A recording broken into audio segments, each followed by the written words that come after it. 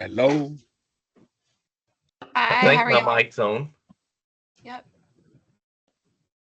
We're just letting everybody in the lobby and then we'll get started in just a minute here.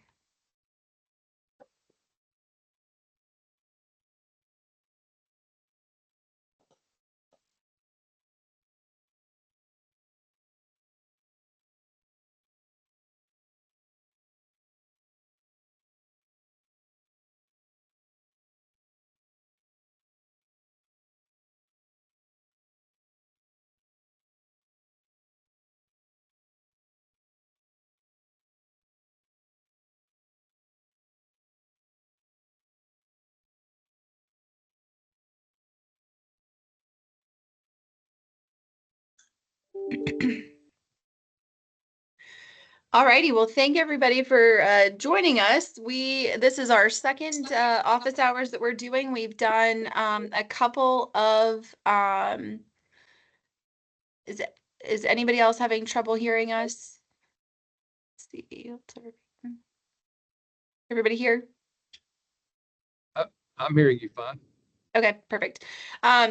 We've done a couple of webinars so far, but we wanted to obviously do office hours for this grant just because it is a complex grant. Obviously, we've been talking and planning for BEAD for quite some time, and so we're very excited to have the grant open now. But with that, obviously, the goal of office hours is to be able to field questions. And again, if it would warrant, we'll also add additional items to our FAQs that we're planning on updating tomorrow. And so with that, we'd just love to go ahead and open the floor for your questions. William, this is Greg. I appreciate y'all helping us with dots we didn't have, or I call them dots, so the addresses. On a few of those addresses, we're going in on and looking for the address, and it's either not in Chris County or way out, or we can't even find it on Google Earth, etc. We had 13 of the addresses we were missing. Hello? I cannot hear audio here. I'm not sure if you can hear us, but we can hear you. Greg, do you want to continue? Oh, yes. So a few of the dots were in either another county, and we were just looking them up. Should I send those exact addresses back maybe to y'all on an email, and that help me decipher exactly the light longs or where that would be? Would that be the best way to handle that? Yes, if you want to send those back to us, do you have access to the CostQuest fabric data? Because that also should be telling you based on the fabric ID number, the actual address and lat long of the location. Do you have access to that? Yes, we do. Okay. Okay, and we can try to find it there. If you just, that should contain that. But if there's any anomalies in the data, please just send that over to us and we'll have our mapping team take a look at those. Okay, and that they're helping us a lot with it, Jessica. I appreciate that. And I'll let everybody else ask questions, but then I have some questions about the CAI locations in our community. And we pulled those down, and of those, we service almost all of those, and several of them are at the same building. They're like 5 dots on one building. But we also have other CAI addresses that I feel like that were challenged in our challenge process, that we have more of those in our community. And y'all didn't have those on your list. What do we do about those, or how should we let you know about those? You can send those to me, Greg. I will take a look at them. I know that the challenge process data was not or for CAIs was not vetted the same way that the typical BSLs were. So we had to work with NTIA on a few things on the CAI specifically. So send those directly to me, and I will work with you and our mapping folks to make sure that we have everything the way it should be on those. Okay, and I'll get those to you, but I'll give me a day or two, and I'll detail it out for you a little bit better than we do sometimes. That'd be great. Thank you. Perfect. The other thing I was just going to add to that also is, like we talked about on the webinar on Tuesday and also updated in our FAQs, there is the ability to remove a location from eligibility if it's already served. And then we have linked on our website to the acceptable evidence to show that that location is served. And so if there's a community anchor institution that is showing as eligible in the data, but you already serve it, we can work with you on that process to get that evidence to have the state review if that location should come out of eligibility. So there is a mechanism to remove locations that are already served. So I guess the question would be, do you really want to add the community anchor institution if you already serve them? I mean, do you want to get those in there if they are already served? If the community anchor institution is already served, then it should, again, with evidence that the state can review, should come out of eligibility. But we would obviously just need to make sure that we've got evidence substantiating the removal of that location from eligibility.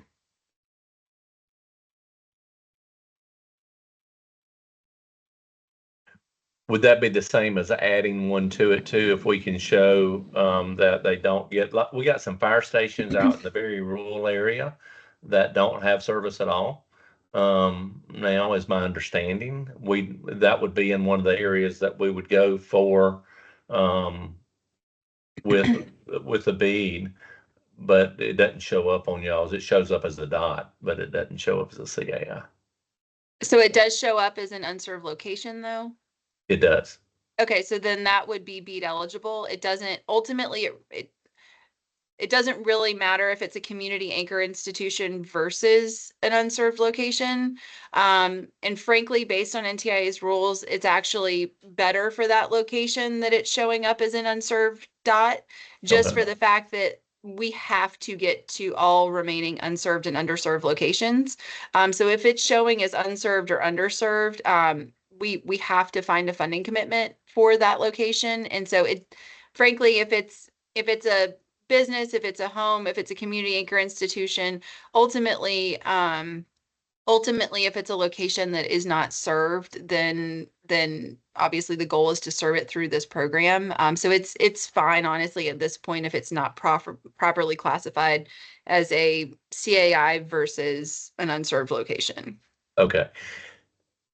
I don't want to dominate the conversation, but I will ask one more question. Sure. And you making, or I'm asking for advice, I guess, really is on the strategy to do this.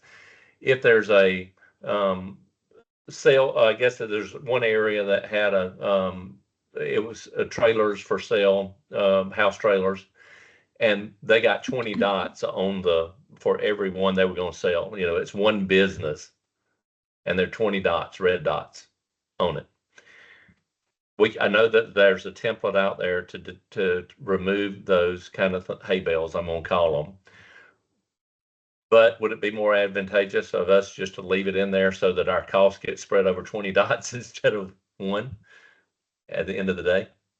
The best possible thing to do is to help us clean up the data, because then at that point we then have to, if we remove locations because they're a hay bale or it's a barn or, you know, it's not properly reflected in the fabric, NTIA is requiring the state. So essentially the reason why we're asking for all of this in the template that we're asking everyone to fill out is that we then have to plug it all into NTIA's template and submit it with our final proposal. Well, also to submit it with our final proposal for locations that should have come out of the fabric, like a hay bale or a barn, they're also making us show evidence that we've actually already filed an FCC fabric challenge on that location. So it really is best to go ahead and send us the correction so that we can then impart, hopefully, kind of help the FCC better their data as well. Don't hold it against us. Okay. Yeah. But yeah, anything that looks like an anomaly, please just feel free to email it to us. And again, about those 13 locations or whatever, just please feel free to email those to us if you need assistance looking at anything. However, looking at the CostQuest data to decipher those fabric IDs should tell you the address and the lat long.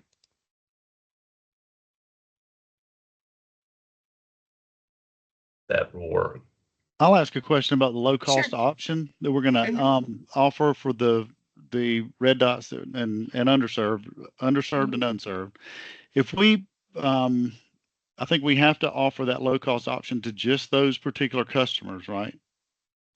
Or is Just it the BEAD funded location. So it's not something that you would have to extend to anybody that is not grant funded. okay? So just particular location IDs that were included in our proposal. Yes. Okay, that's good.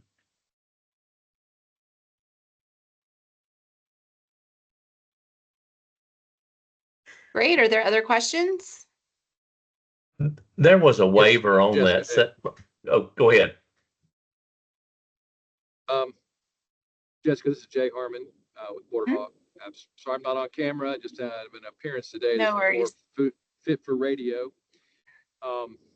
So we sent over a list of questions, and I see there's a number of people on here that have a Yep. lot of questions, and I want to make sure that there's time for everybody.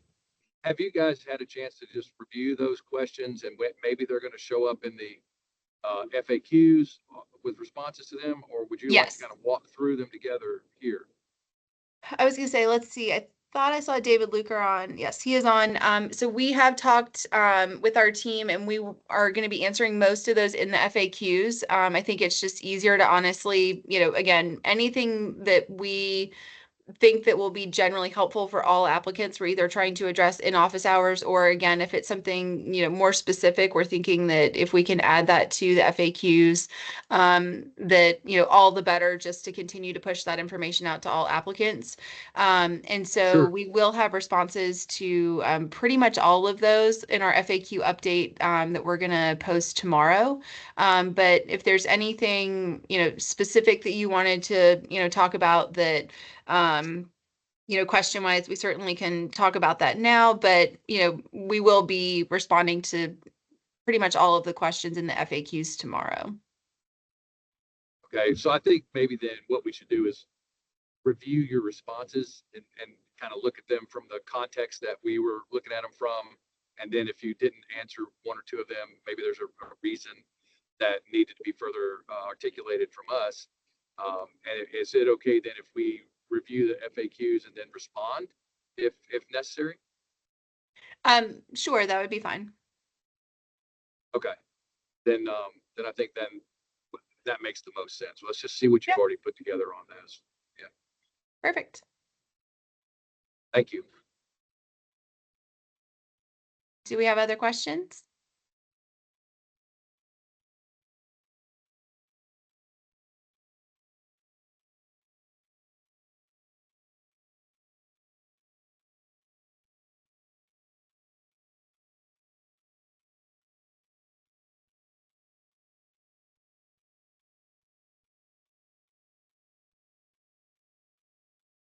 No other questions?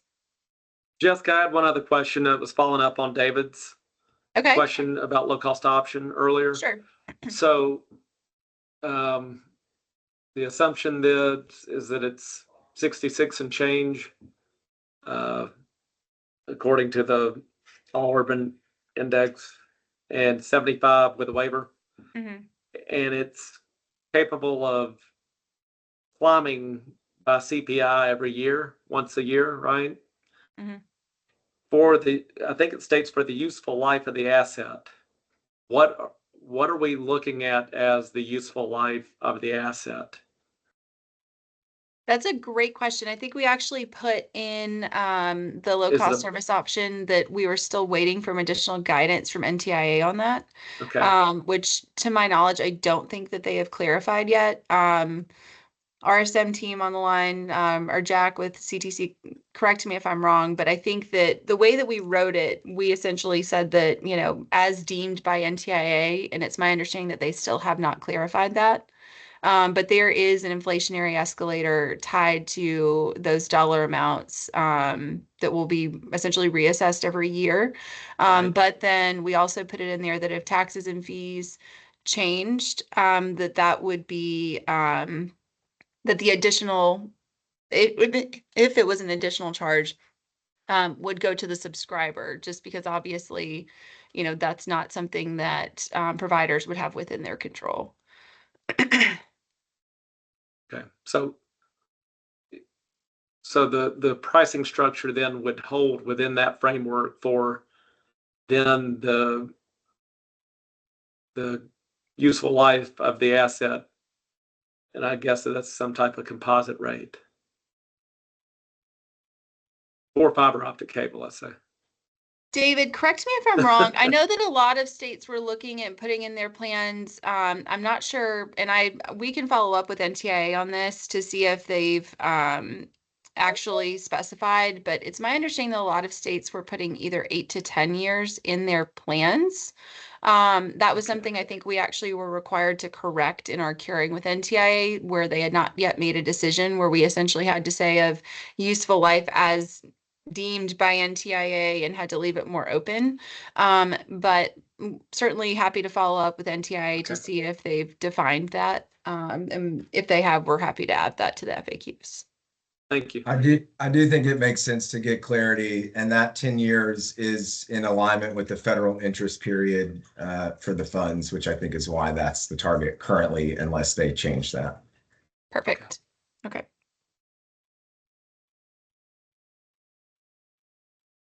We will ask and get an update on that. Just for clarity, that low cost option is 100 by 20, correct? Mm-hmm. Okay. Or higher, I guess, if you don't offer, if you're offering synchronous, it would be 100 by 100 or whatever. Yeah. Yeah. It just has to be a minimum of 100 by 20. It obviously could be higher than that. Sure. I had been in one meeting where folks thought it was a gig you had to sell for that price, but I didn't think that was correct. So, okay. There was something in there that showed a gig, or what I was thinking, Jason, that it showed the price for a gig. And I didn't know if I had that same question, was something I saw written was that was giving us points or something for the price of the gig service.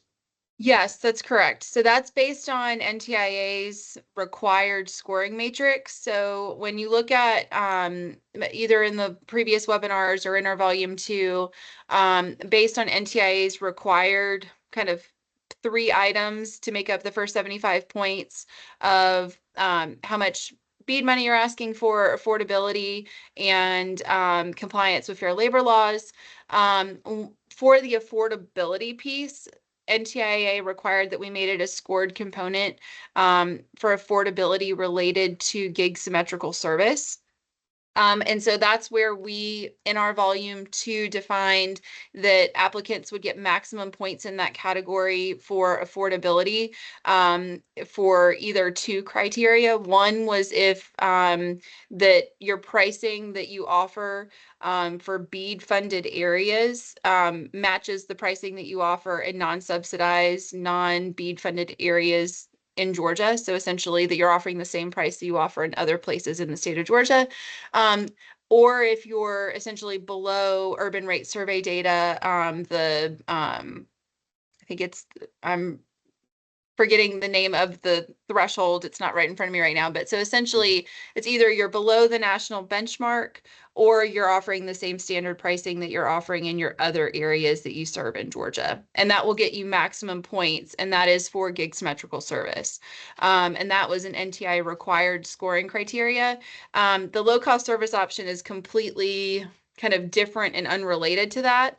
The low cost service option is not something that's scored. It's just a program requirement that applicants or awardees offer a low cost service option that is a minimum of 100 by 20 service. So as long as we're offering that gig service at the same as our regular service area, we're good to getting those points. I was gonna say it's clearly defined in volume 2 that there are 2 criteria for that particular item.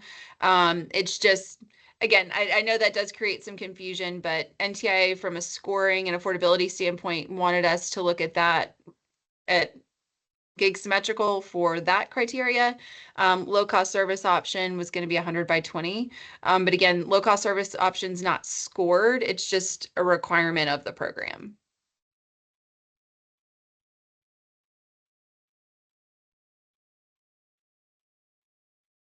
Are there other questions? I'll ask another question if nobody Sure. has one, but I don't want to take your time, and I'm No, I sorry. was gonna say this is what this What is it's for. The matching funds, on the matching funds, my understanding is we could rent equipment even from our company. Is that, and that would be matching funds, go towards matching funds if it was a excavator, truck, drill, etc. That we could buy that and lease that to ourselves, or buy it through another company and lease it to ourselves, and that would, it wouldn't get the money from y'all, but that would be part of our matching funds. Is my understanding of that?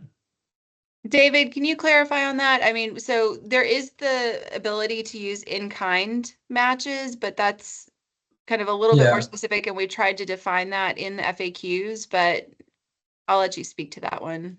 Yeah, I mean, it's my understanding that the match, we're essentially looking for evidence that you're contributing additional investment into the project. If that investment is through equipment at reasonable rates that are customary for the equipment that's being used, that would be an acceptable match. The extent of the procedures performed to validate that that equipment rate being charged to the match account essentially is accurate is a different conversation altogether, because there's different levels of support that we might obtain, based on the risk appetite or the risk profile of the project. So I would say generally the answer is yes. That would be an acceptable form of match, as it is a financial investment of the company into the project.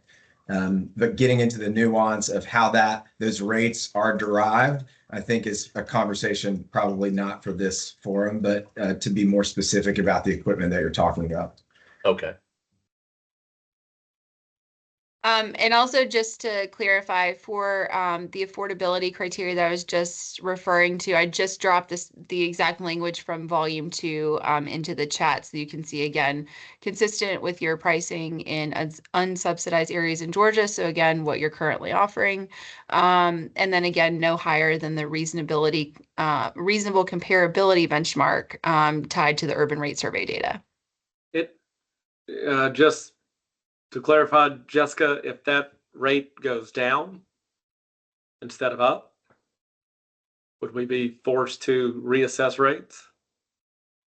So it's either the way that it's written, so you don't have to do both. Yeah, okay. So if we wanted to freeze at rates, current rates, we wouldn't be forced to.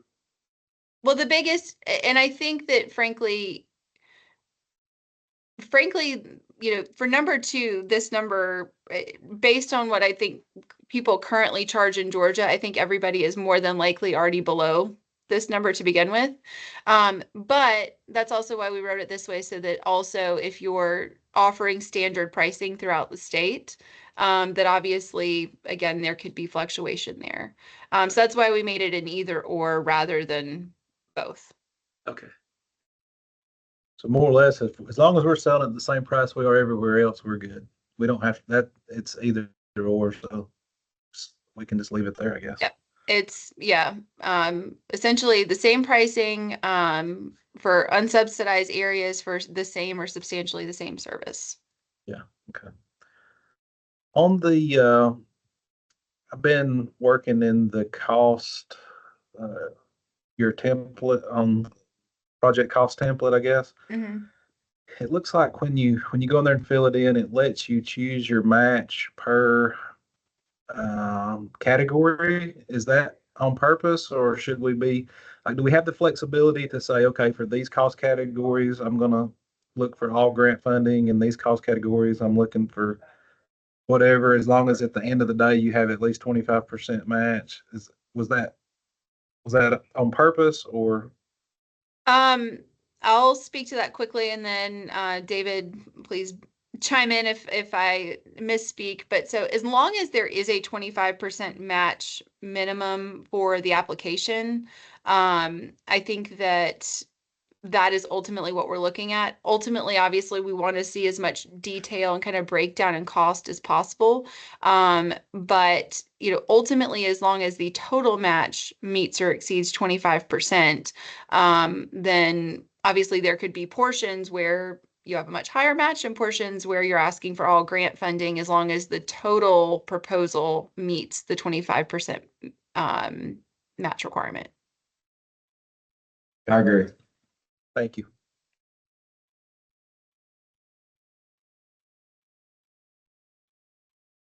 And we will also add this to our FAQs, but our CTC team on the call, also with quick answers, also agrees based on the federal interest period. And we can also, again, still clarify this with NTIA, but based on the federal interest period, we believe that NTIA is going to deem useful life at 10 years.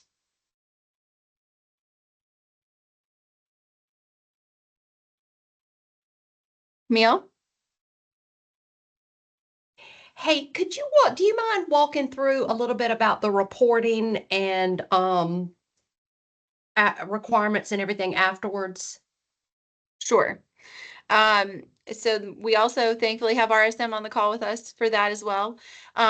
So based on, obviously based on if there is an award made, an applicant will sign provisional, and this is actually going to look really a good bit different than the previous grants.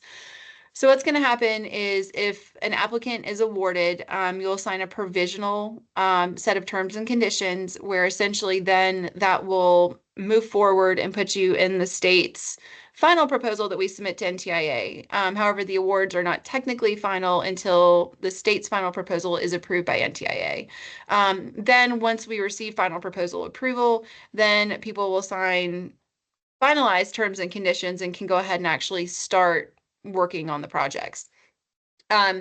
Throughout the process, as we have with our current grants as well, obviously there's quarterly reporting on the current grants. We currently have semi-annual reporting on BEAD, where again, it will essentially be, once we get through the first kind of cycle or two of reporting, it will kind of become standardized, where obviously you're going to be reporting on all of the individual locations, obviously money expended during that particular reporting period, locations that are served during that particular period. Obviously with us doing fixed awards and having those be milestone based, obviously the reporting is how the state, but then also as we're reporting back to NTIA, that seeing from a milestone basis, obviously the progress, but it will be a standardized process, as we have with the current grants. It's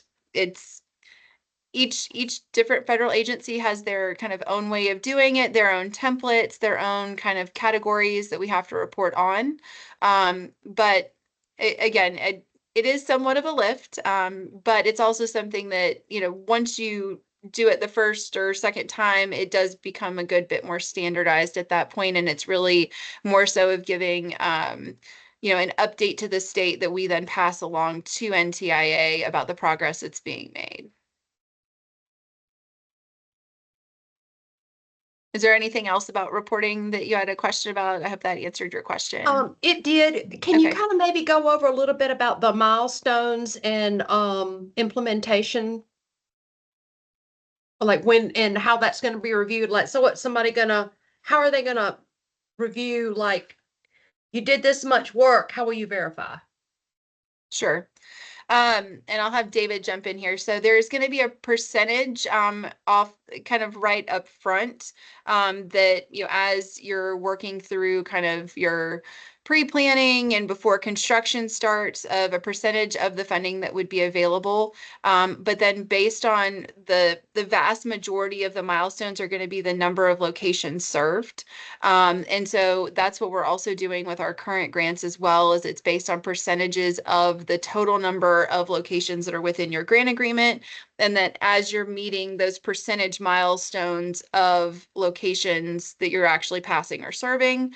And so that it's frankly, I mean, except for the initial portion of the funding that's available before locations are passed, again, it's primarily based on locations passed. Sure. And I guess I can add a little bit to that. The process for monitoring and validating the locations served really is done in a couple of different ways. And so you will present the locations completed in the payment request process, and our teams will be conducting interviews and requests for documentation as a part of the standard annual monitoring effort that we perform. And we will request certain network management system reports to validate through a piece of paper or evidence that those locations have been served. And then also, as some of you know, I even see some folks that will have a site visit next week coming up. We will be coming into the field and targeting specific fiber runs to perform OTDR tests and to validate that new infrastructure in the field. And we are sharing maps and the fiber runs that grantees have already provided to us to target those. And obviously looking at the locations that you've reported as completed in your payment request to come to the right sample for when we come out into the field. And over the course of your project, you may get one site visit or you may get 3 site visits, depending on how much area you can cover at any given time. And, with any visit, we're limited in the amount of time that we, can be in the field as well. So it's a combination of network management system reporting, in-field validation, and inquiry and document requests over the course of our standard monitoring process. So hopefully that helps a little bit as well.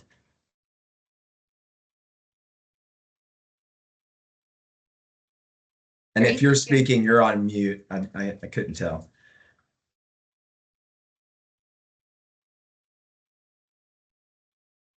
Great. Greg? One question I would have on the approval of we use a meter box, a water meter box for our handholds in front of every other house, really to be able to tie the fiber to the home. Would that be approved, or do you have to get something that would be telecom and it's made in America, et cetera, but it pretty much is just a meter box, water meter box? Is that okay, or can we get approval from y'all, or would that be how would we go about that? Let me follow up with you offline about that. As we kind of generally go through, the builds, obviously we're expecting that, the proper equipment is being proposed to ultimately serve the locations. But let me follow up with you offline about that. That will work. And on this, our cost of the project will include the drop my understanding is it would include the drop to the home or to the locations that are being served and the DMARC and the ONT in the home, but not the route or anything past the ONT. Is that kind of my understanding? Yes, there's no in-home equipment. And on drops, whenever we can just use an average length for the drop, et cetera, for that as we do how many ever homes we're connecting to get that price. Generally, yes, but I would say it has to be your process of how you put together the application and the proposal. So I wouldn't want to necessarily give you a specific answer there, just because ultimately, based on how that you build, you have to ultimately come up with the proposal to make sure that that location is served, and that it can't be a scenario that there is potentially like a long driveway situation where it's a BEAD funded location, but then, that the constituents ask for additional funding or something like that because of, the drop was longer than expected. But generally it's, that is where we need you to kind of put together your proposal based on, how you build your network.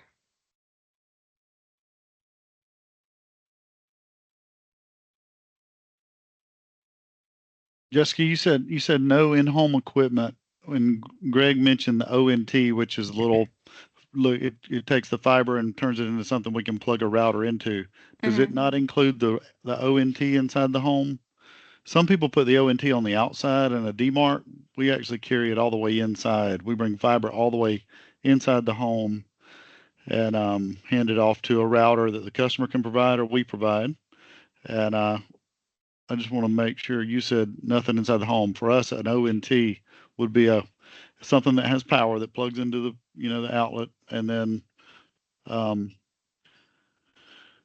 just want to clarify if it covers the ONT or not, because ONT is $100 or whatever. David, can you clarify, have we included that in any of the previous grants? Yeah, I'll have to check before I can respond. And Okay. I would also probably punt to CTC's team Yeah. to see if they have any perspective on that question also. But I can check and we'll report back. We can follow up on that one. We can add that in an FAQ. The biggest thing that I would say is that, kind of talking more broadly here, like looking at obviously NTI's notice of funding opportunity, but then also our volume 2. The goal here is that, the infrastructure is in place so that if a subscriber would, or a customer would want to subscribe, that service could be in place within, a standard install time frame, which is usually 10 business days or 10 days.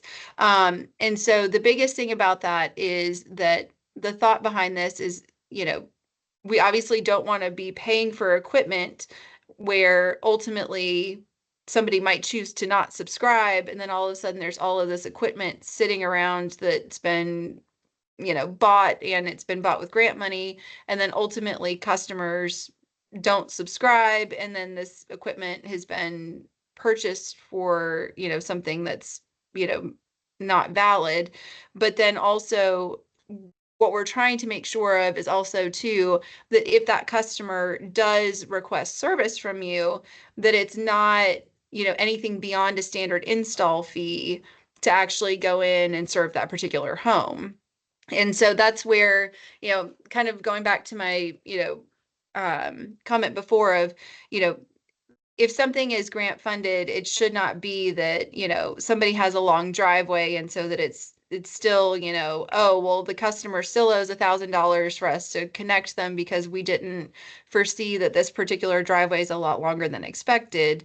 But we also want to be mindful of, we don't want to have a lot of equipment purchased where really, in the event that somebody does not subscribe, that ultimately it's, sitting in a warehouse unused. So Jessica, I think I've had some conversations with folks in other states. And Okay. ONT is definitely going to be covered if it's indoor. Okay. Whether it's terminated on the side of the house or inside the house. I think the bigger question was, a lot of these ONTs are all in one unit with a router built in sometimes, and then the question then would be, would there be an allocation done on a router that has a built-in that's built into the modem, or modem rather, that's built in with router functionality? Sure. No, that's a great point. We can definitely get clarity on that and do an FAQ.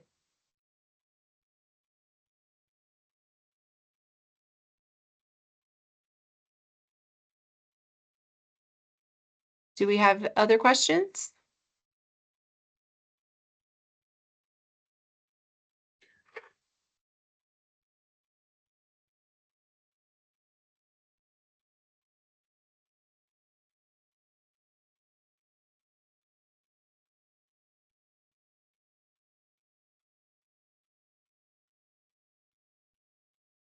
Surely somebody has one. Yeah. I did hear Stephen say, he mentioned $66 and some change earlier, when we were talking about the low cost option. Is that what you were talking about, Stephen, when you said that? Yes. Well, that was the all urban index. That's the urban index. Mm-hmm. And then- all of then you- that and how we reach that number is outlined in our volume 2, which is on our website. Yeah. But it is 66.26 with a waiver up to $75. But then again, there's an inflationary escalator each year. For up to 10 years. Okay. Is what it sounds like. Mm-hmm. Thank you. And you, Jessica, you're saying you can ask for a waiver if you already charge more than that. The waiver, you can get up to $75, but not to your regular rate. Like we charge $95 for internet. Mm-hmm. So we It's couldn't up charge. to 75. So that would be the max you can charge for those locations for the minimum service of 100 by 20. Mm-hmm. If the customer at that particular location qualifies for the low cost service option. So it's essentially anybody that would have qualified under ACP would qualify for the low cost service option. And those are the parameters of, and the state would have to grant a waiver, but it's up to $75. Is there a mechanism to qualify them like ACP, or is it just going to be kind of discretion? I mean, It's a great question. So we're still waiting on guidance on that. Obviously, the National Verifier tool was a tool from the FCC to obviously help providers verify if people qualified for ACP. Obviously, the ACP program no longer exists. And so that is kind of an open-ended question that a lot of states have asked NTIA of how are we supposed to implement the low-cost service option with the same parameters of ACP if the verifier tool doesn't exist. And so that is something that once we get guidance from NTIA of how to actually implement that, we will certainly share that with the awardees. But it's a good question that unfortunately we don't have clarification on right now.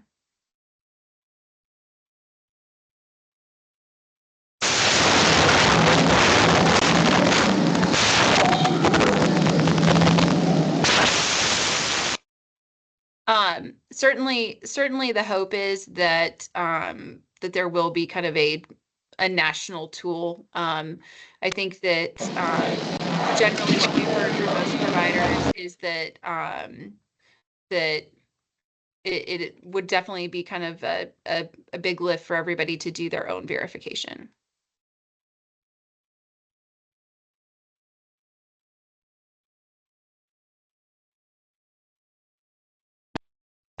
Other questions?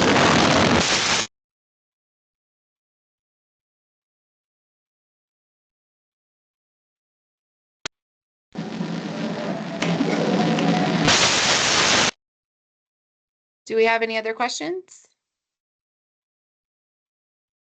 I was gonna say, if the Pembroke team has any questions, it sounds like they're trying to ask it while riding motorcycles down at home. You're more than welcome to put it in the chat and we can answer from there if there's an issue with the mic.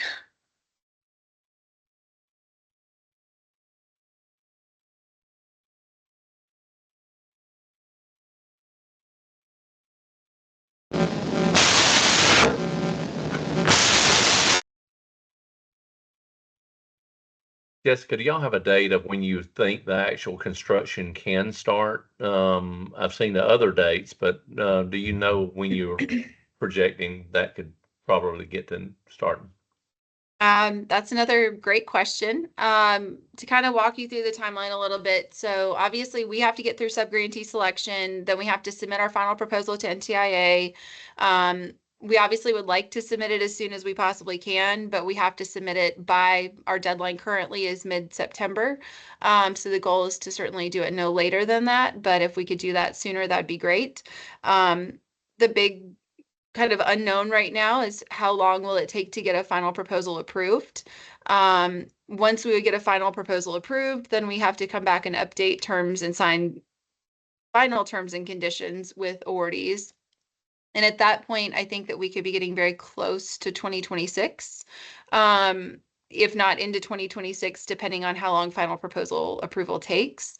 And then at that point, you then have to go through the permitting process. NTIA has developed a framework for the additional permitting that has to be done in addition to the ARPA funded projects related to NEPA and historical preservation. And so they've also, at least currently, stated that you have to have all of your permits for a particular project area before you can start construction. And so at that point, it's kind of the unknown of how long does it take to get final proposal approval, and then also the unknown of how long does it take to get through the permitting process where you have all of your permits for a project area, if that is still the guidance that stands, that construction can't begin until you have all of your permits. So at that point, it could be well into maybe the second part of 2026.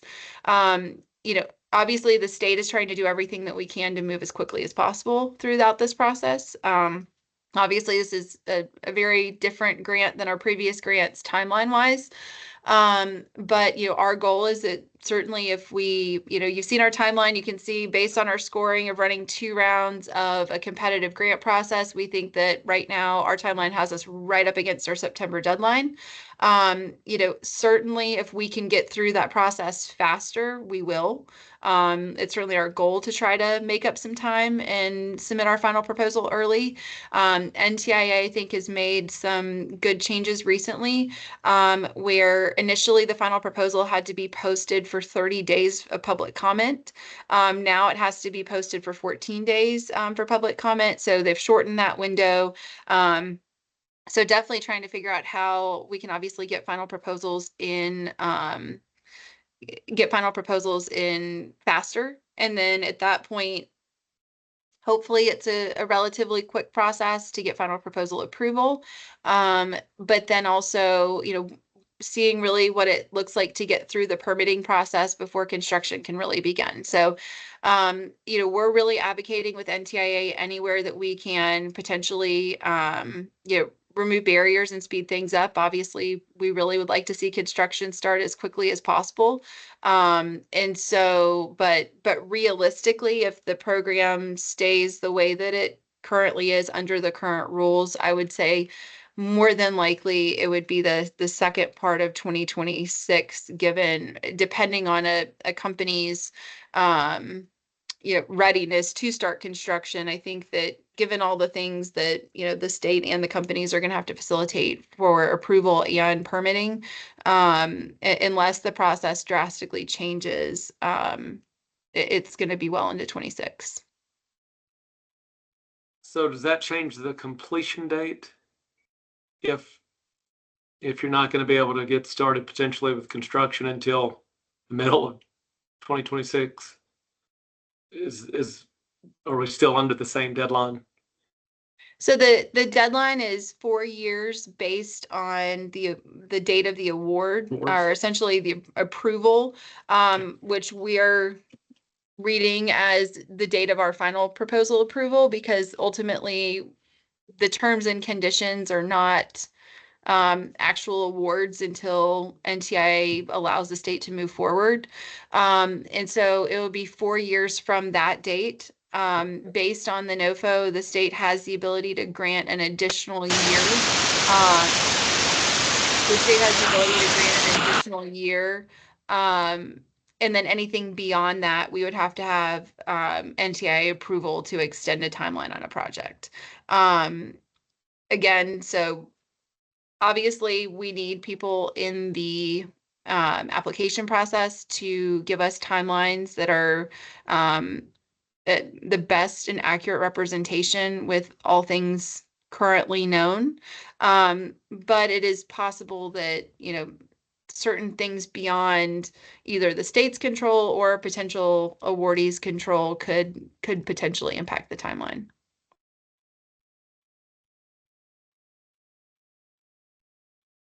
Jessica, some of our permits are, what I've heard you say was every permit had to be issued before you started construction.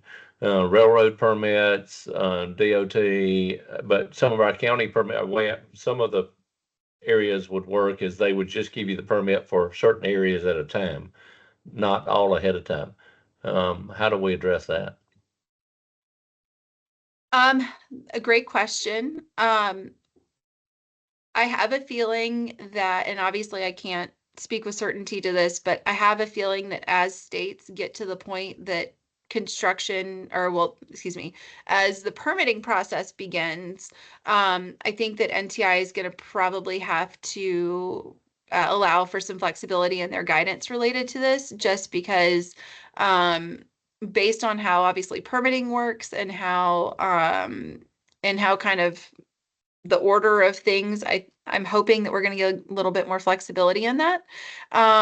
But again, on a lot of these things, I think until the first state or two really gets there and pushes, kind of pushes NTIA through the process and kind of maybe pushes for some of those changes once they see that, specifically what they are, if the process is working or not.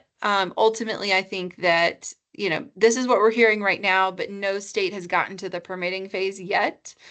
So I would expect that there's probably going to be some updates in the process once states actually get there and are able to demonstrate that there's some barriers. If it were up to y'all or in your control, I guess, once you're awarded a bid, not the final award, if the company wanted to start and do construction at that point, I know you wouldn't get paid and you would take a risk of doing it and getting paid on the first request or whatever, whenever that came. Would that help get a jump start on doing construction, and are y'all okay with that? So you said start construction before the award? Before the final award, once you got the preliminary approval, if the company wanted at their own risk of going on through with it, because some of these areas we're going to build one way or another. The concern for that is that the permitting wouldn't be in place. Right, but I mean, if you had your permit for that area, I'm just saying some of the areas that you wanted to. So for NEPA and historical preservation, the way that they're currently structuring the process, you have to submit all of that information to the state, and then we have to in turn then submit all of that information to NTIA for the permitting process. So if that process stands, I don't think that you're going to have the proper permits to get started with construction to be compliant with the program if you would essentially kind of jump ahead and not wait for the final award. And yes, there would always be the concern of until a final award, there would be a risk that something would not ultimately be an allowable expense for reimbursement. But I think if the permitting structure stays in place, I think that it's not going to be feasible to start the process. And any of our team jump in and correct me if I'm wrong, but unless they change their process, I don't think that there's the proper permits would be in place. Yeah, I'll just agree with you, Jessica. I think the guidance is very firm right now that no construction activities can start until these processes are complete. And I think because the guidance is so strong on that, until they change the guidance, I think the official position is always going to be that every one of these steps has to be completed before you can start construction. So the guidance is very firm on that right now. And that, as Jessica mentioned, that could change, which would certainly change, this discussion, but.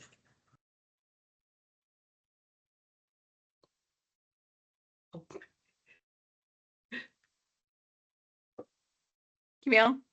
Can you just, not everybody maybe is familiar with the NEPA and the home and the historic. Could you just give a little walkthrough like what all that means? Sure.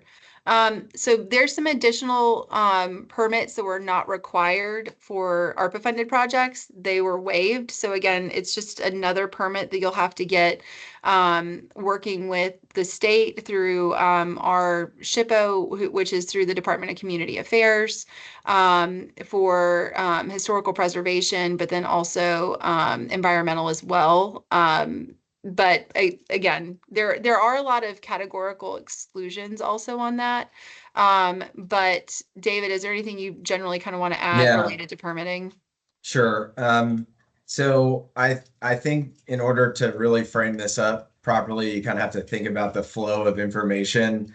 And so the state is being asked to aggregate all of the information from its grantees, which includes permits that we've talked about, as well as an environmental assessment from each awarded grantee. And that entire package is going to flow to the NTIA, who is then going to share that package with NEPA and NHPA professionals and provide feedback back through that same channel. So I think you're going to be seeing, as that process evolves, we don't really even know exactly what that package of information is going to require. We're getting more and more information as the guidance comes out, but right now, we know that we have to provide certain information to the NTIA related to evaluations of the PEIS that was done in 2017,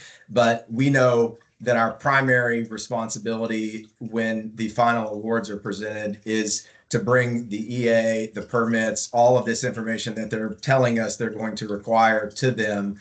And so there is, I know, I don't know if you attended the kickoff webinar. There is already some information that's been presented generally around NEPA and Section 106.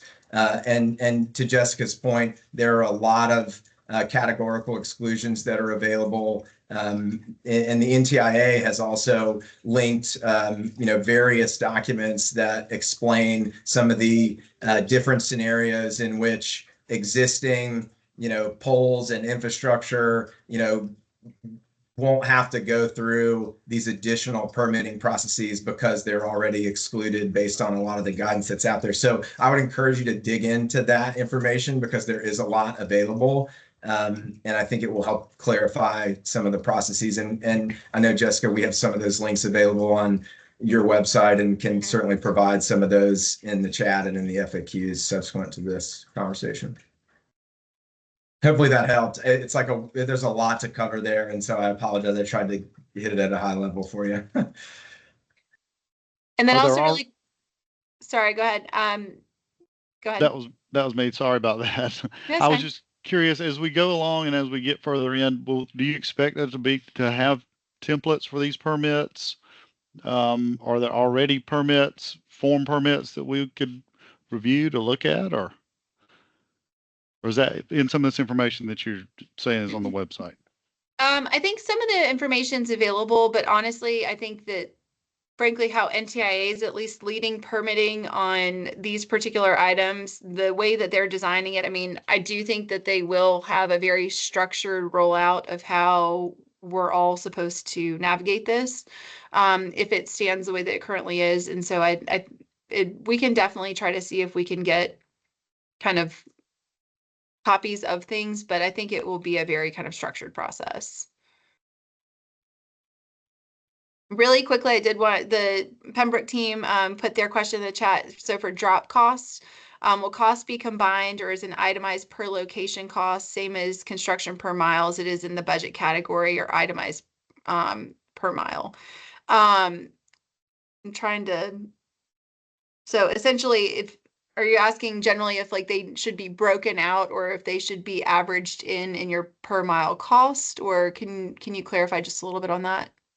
I'm not sure if Noah's still on the call. Yeah, I moved over to my phone, Okay. so maybe I got to get. So what I was going for there is when you were talking about, maybe it was 1,000-foot drop that turned into 1,500 feet or something. Mm-hmm. What it just kind of concerned me that so what we would normally do in a grant is we would put, let's just say $500,000 to do all all drops, and it would be based on a per drop average.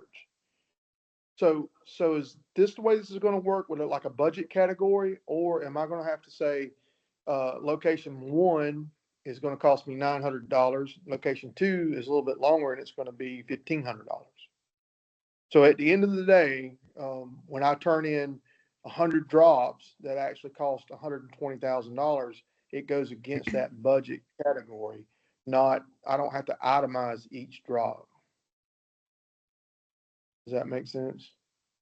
Yeah, David, I'll have you kind of chime in on this one as well. I mean, generally, I would say that, and correct me if I'm wrong, but generally, I would think while we want you to be as granular as possible, we also know that until you really get in field, that a lot of this is generally done based on averages and mileage.